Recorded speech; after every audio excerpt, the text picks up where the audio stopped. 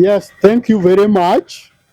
My name is OKiki, a resident and a voter from Nakuru Town West constituency. Uh, Today we are going to talk purely about the Gen Zs over their issues that they brought to the country. The country almost came to its knees because Gen Zs wanted to at least bring some order in the country. Number one thing that we must acknowledge is that we had problem with our country called Kenya, ranging from corruption, tribalism, unemployment, and many other things. The thing that we need to acknowledge about Gen Zs is that whatever they've done has never been done in the entire history of the country. Number one thing, when they raised the issue that the country had a problem, people whom we elected, that is to say the MPs, our representatives, ignored them and chose to do what they think they would do to benefit themselves. The pressure that Gen Zs brought actually changed all the narratives. And we are therefore applauding the Gen Zs for what they've done. Oh, as we speak today, the Gen Zs were claiming about what is called finance bill that was draconian and that was to oppress Kenyans. They pleaded with elected leaders to abandon it, but elected leaders turned deaf ears and did their own things.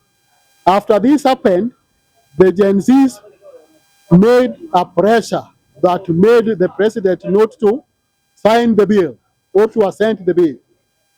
When this happened, the MPs who were charged with the responsibilities were rendered useless because if the ordinary Kenyans who sent them to represent them were not represented and their voices were not heard, then what are the roles and functions of an MPs for them to earn their salaries, which are paid by taxpayers?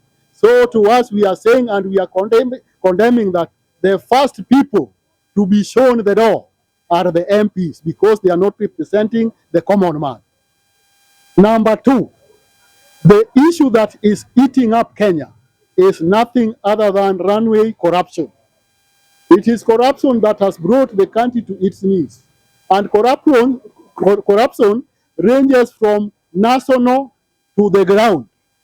When we start with the national, the loans and the tenders and what have you, it is all about corruption. There is no order. Like you find people who are charged with the responsibilities of giving even tenders are the ones benefiting from tenders. Instead of doing the right thing, they are cutting the deals that makes Kenyans not get value for their money. And therefore, we are saying even tendering process must be designed to ensure that people get value for their money. That is number one. Number two, the Gen Zs are talking about Ruto must go. Yes, their quest for Ruto must go cannot be stopped, but I am just asking a simple question on the GNCs. Yes, Ruto must go. Who is taking over? Because Kenya is governed by the law, and if the law is in place, we must embrace the law. If they are talking of Ruto must go, who is taking over from Ruto? Because as we speak now, Ruto might be that bad. But again, Gachagua is more worse than even Ruto. Because when they took over, it is Gachagua who turned to be something else. So if Gachagua thinks that if Ruto goes, or if he has other operatives that he may think that after Ruto goes, he will take over, we are saying very clearly that even if Ruto goes today, Gachagua and Ruto have to go. So Gachagua should not think that if Ruto goes, he will be the beneficiary. We will have to ensure that all of them goes home. That is number one. Number two, people are speculating that people who will take up next are the military. In countries where the military takes over, is a country where militaries are not in business. But in Kenya, you find militaries are owning properties and they are also in business. So it is like an ordinary thing. So in Kenya, for military to take over, it will be an uphill task because these people also have properties and they are in business. So they are not impartial, and therefore military takeover is also not an option. Number three, we are talking of another alternative. The only alternative is to constitute EBC so that at least we can have a board that can conduct proper elections. But what I'm asking, the Gen Zs are saying that they don't want Wazes. I want to correct the Gen Zs by saying this.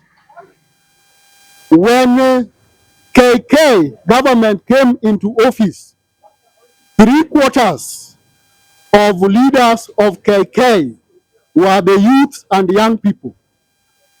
When we quit them with a finance bill that was draconian, all the KK MPs voted yes.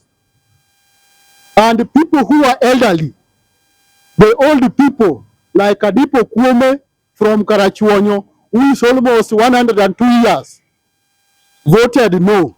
So I'm saying in a simple term that it is not about age, it is about conscience. You might be as young as a child, but whatever you are articulating is totally different from the wishes of Kenya that will help Kenya. So it is not about age, it is about conscience. And therefore, if we are talking of it is only Gen Zs who should be considered, Kenya is governed by the law. If we are changing Kenya, let us incorporate everybody, people with sound mind, people who can respect the law, and people who can steer Kenya forward. It is not about age, it is not about people's wishes. So what we are saying is simple. Today, Ruto has fired the entire cabinet. That shows that there was something wrong. You cannot just wake up and fire people. It therefore means there is something wrong, and we are asking if a complete overhaul is to be done. We would want it to start from cabinet, it will go to MPs, it will go to MCAs, it will go to governors, and it will go to everybody. So I'm applauding the Gen Zs never to relent the struggle to liberate this country. We are expecting more, and I'm appealing to them so that we can embrace the law for us to revamp our country to come to normalcy. That is what I can say for today. Thank you very much. May God bless you.